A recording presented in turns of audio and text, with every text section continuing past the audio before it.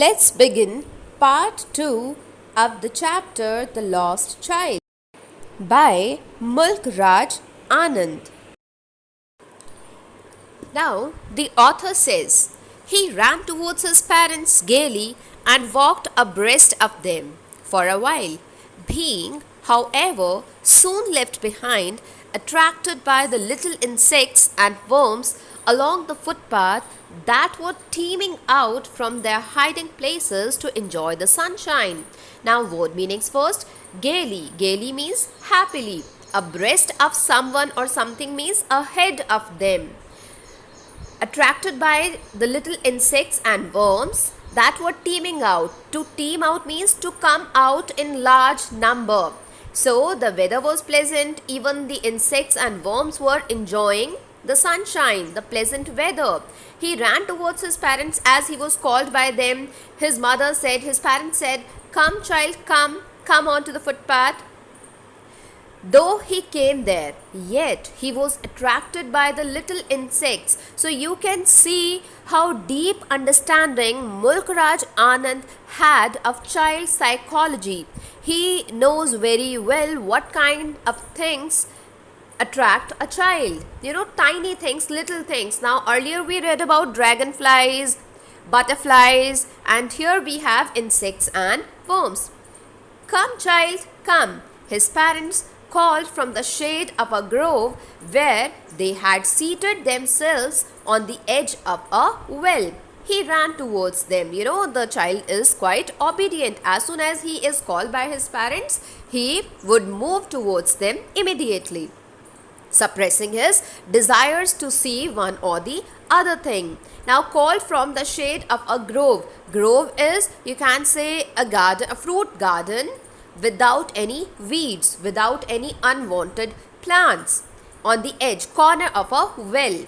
A shower of young flowers fell upon the child as he entered the grove. Now, you imagine you are entering a place and suddenly a rain of flower petals is showered upon you. So, of course, you will be extremely happy. So, the child also experienced the same thing, and he forgot about his parents and started collecting the flower petals in his hands. A shower of young flowers fell upon the child as he entered the grove, and forgetting his parents, he began to gather the raining petals in his hands. But lo is an interjection which is used to attract attention or to express surprise. The dove! The raining petals dropped from his forgotten hands. But lo, he heard the cooing of doves and ran towards his parents, shouting. Suddenly he heard the sound made by doves and ran towards his parents, of course, to see the doves. The dove! The raining petals dropped from his forgotten hands. That means he forgot about the petals he had been collecting in his hands. "Come, child, come," they called to the child. Every now and then they were taking care of their child, that he must not get lost in the crowd. They called to the child, who had now gone running in wild capers. Capers, it is an edible shrub.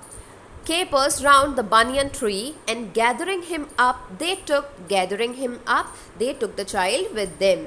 They took the narrow winding footpath which led to the fair through the mustard fields. So finally they headed towards their destination through a winding footpath. What do you mean by winding? In spiral shape.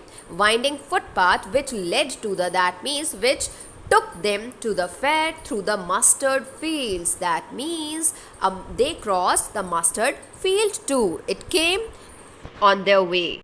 See you in the next module. Thank you.